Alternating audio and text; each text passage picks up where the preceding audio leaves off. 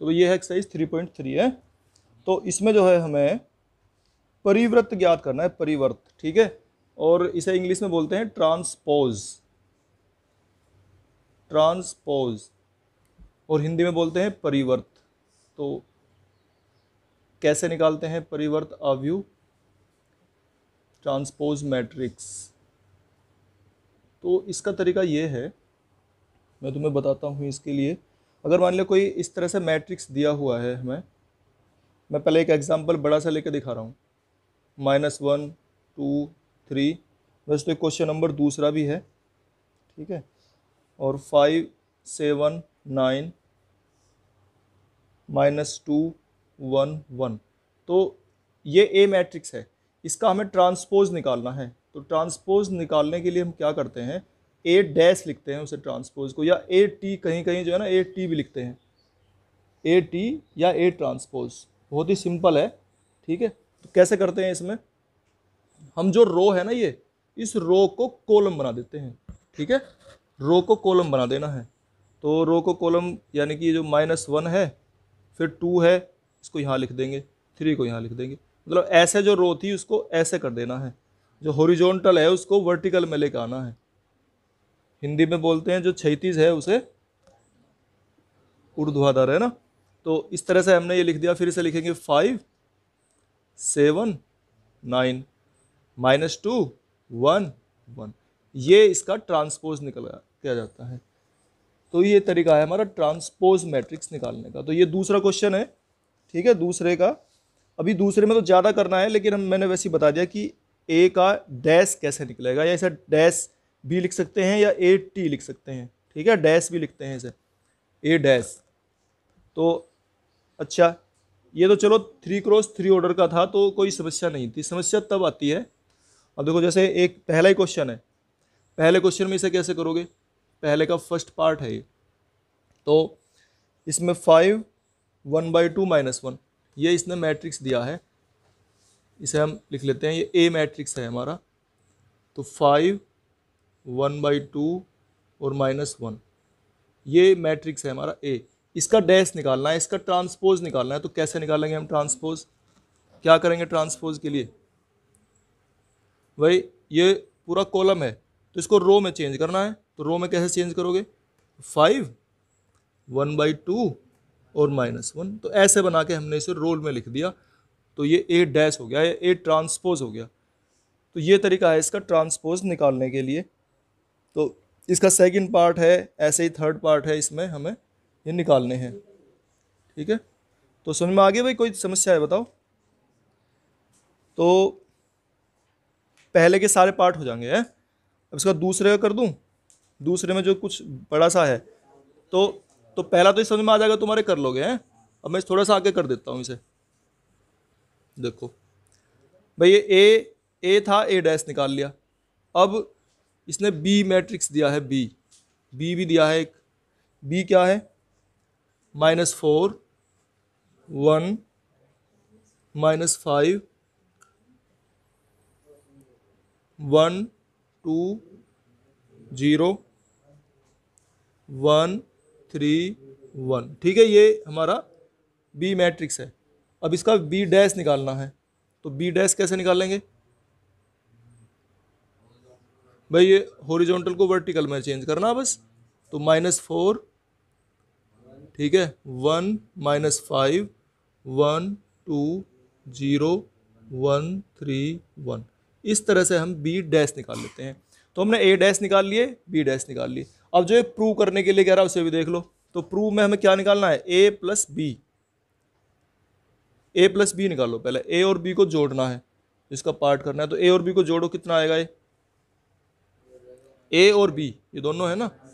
तो -1 -4 -5 3 और -2 है। फिर 5 और 1 6, 7 और 2 9, और 9 + 0 ये हो गया। फिर इसको देखो, -2 और 1, -1 आ गया, 1 और 3 4 हो गया, 1 और 1 2 आ गया। ये ए प्लस बी आ गया। ए प्लस बी का डैश, फिर ये कह रहा है ए प्लस बी का डैश, इसका डैश भी निकालना है हमें। तो जब डैश निकालेंगे तो वो कितना जाएगा, यानी कि इसका ट्रांसपोज, ठीक है ना, ऐसे डैश लिख देते हैं। इसका ट्रांसपोज करियो जरा भाई, हॉरिजॉन्टल को वर्टिकल और वर्टिकल को हॉरिजॉन्टल करना है हमें। तो -5 3 माइनस ट्रांसपोज निकाल दिया, ये हमारा ट्रांसपोज आ गया। ठीक है, और अब हमें ये दिखाना है कि ए डैश ये जो जोड़ है ये इसके और इसके जोड़ के बराबर है।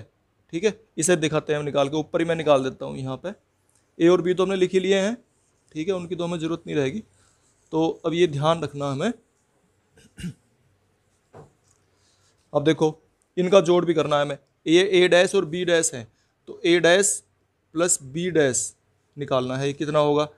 तो इन्हें जोड़ो, -1 और -4 कितने हुए, -5, 5 और 1 6, -2 और 1 -1, 2 और 1 3, 7 और 2 9, 1 और 3 4, 3 और -5 -2, 9 + 0 और 1 और 1 2। तो इस तरह से हमने निकाल दिया है ए डैश प्लस बी डैश, और ए प्लस बी का डैश, दोनों को देखो कंपेयर करके, दोनों बिल्कुल सेम है। ठीक है, और यही हमें दिखाना था इसमें कि ए प्लस बी का डैश, अब लिख देंगे हम हैंस ए प्लस बी का डैश जो है वो ए डैश प्लस बी डैश के इक्वल है। ठीक है, डैश मैट्रिक्स दिया हुआ है कितना, 3 4 -1 2 और 0 1। इसमें है ना ये समस्या आएगी कि ए डैश दिया हुआ है तो इसमें ए निकाल लेंगे पहले हम, हो गया ना, कोई बात नहीं, थोड़ा सा बता दे रहा हूँ। और तो इसे है ना ए डैश दिया हुआ है, इसमें ये समस्या आ सकती है, तो इसे हम कैसे कर लेंगे भाई, ये जो कॉलम है 3 -1 0, कॉलम को रो और इस कॉलम को भी रो में बदल लेंगे, तो 4 2 1, इस तरह से ए निकाल लेंगे। और बी दिया हुआ है ये हमारा, बी कितना था, बी है -1 2 1 और 1 2 3, बस करना रहा इसे, मैं इतना ही बता रहा हूँ। ठीक है ना, तो ए और बी दिए हुए हैं, अब ए प्लस बी इस तरह से दूसरे के निकाल लेते, ऐसे हो जाएगा फिर ए प्लस बी, ए प्लस 2 बी, जो भी चाहो, जैसा दूसरे के थे सब ऐसे ही हो जाएंगे।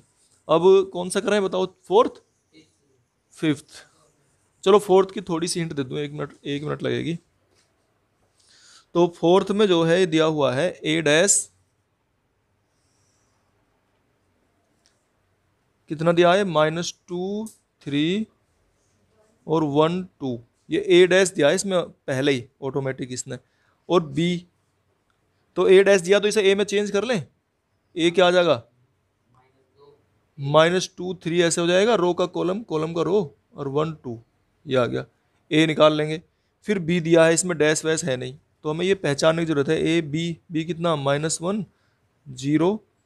तो इसलिए सवाल जो है ना कुछ हमें ऐसा आ सकते हैं जो पजल सा कर दें, तो ध्यान देने की जरूरत है, कभी कभी ए और ए डैश का चक्कर आ जाए ना।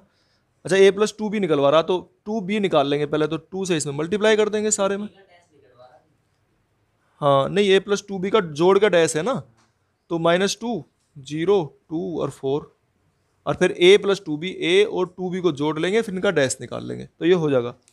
चलो अब करते हैं क्वेश्चन नंबर कौन सा, फिफ्थ। चलो फिफ्थ कर रहे हैं भाई। फिफ्थ में जो है देखो, फिफ्थ क्या है, फिफ्थ में है ये ए कितना है 1 -4 3, और बी कितना है -1 2 1 -1 2 1, ये दिया हुआ है। अब इसमें देखो हमें करना क्या है, ये सत्यापित करना है, ए बी का dash equal to B dash A dash. तो पहले ए बी निकाल लेंगे, जो ब्रैकेट के अंदर का है ना, पहले ए बी निकाल लेंगे। तो ए बी निकाल लेंगे पहले, तो ए और बी की मल्टीप्लाई, तो उसमें क्या तरीका था, रो की कॉलम में गुना है, लेकिन यहाँ कॉलम है तो रो में कर देंगे गुना। तो करो इसकी 1 की इसमें, इस 1 की इसमें, तो -1, फिर -4 की इसमें, -8 और 3 की इसमें, तो कितना आ जाएगा ये 9 + 3 6 आ गया। ये तो आ गया ए बी, इसका डैश निकालेंगे तो डैश भी इतने आ जाएगा। ये इसका ऑर्डर कितना था, 3 × 3x1 था और इसका ऑर्डर कितना था 1x3। तो ये गलत हो रहा भाई, ठीक है ना। ये इसका मतलब इसे 3 बार लिखना था, है ना। ये गुना गलत होगी ना, ऐसे नहीं करनी ये।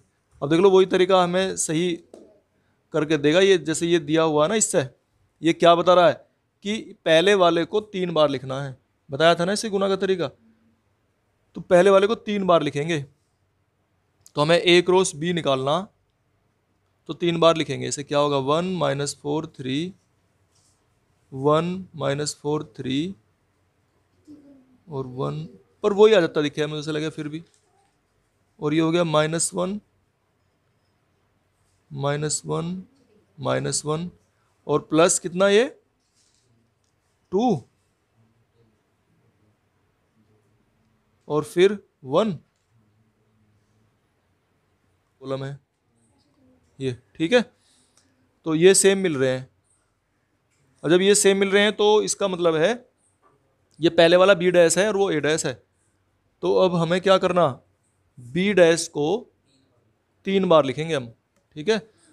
तो अब क्या आ जाएगा, b डैश a डैश हम मल्टीप्लाई कर रहे हैं, तो b डैश को 3 बार लिखो भाई, -1 2 1 -1 2 1 -1 2 1, ऐसे 3 बार लिख लिया।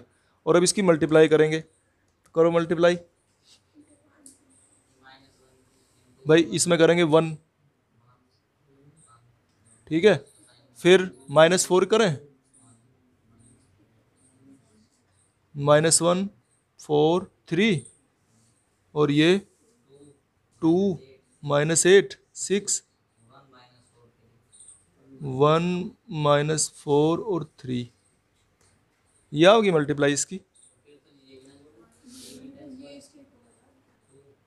2 1 और इसका कितना आ जाएगा माइनस कितना 4 -8 -4 और ये -3 6 3 और इसका इसका डैश भी तो करना। तो डैश कितना आ जाएगा -1 2 1, हाँ सही आ रहा है। 2 -2 1 आ गया, 4 आएगा फिर ये, है ना। 4 -8 -4 और ये कितना जाएगा -3 6 3। हाँ तो ऐसा होगा भाई, ये प्लस नहीं होने का, ये वो गलत कर दिया था हमने वहाँ। मैं भी तो यही करता, ये 3 बार लिखेंगे जाएंगे तो तब होगा ये। तो इस तरीके से करना, ये 5th क्वेश्चन जो है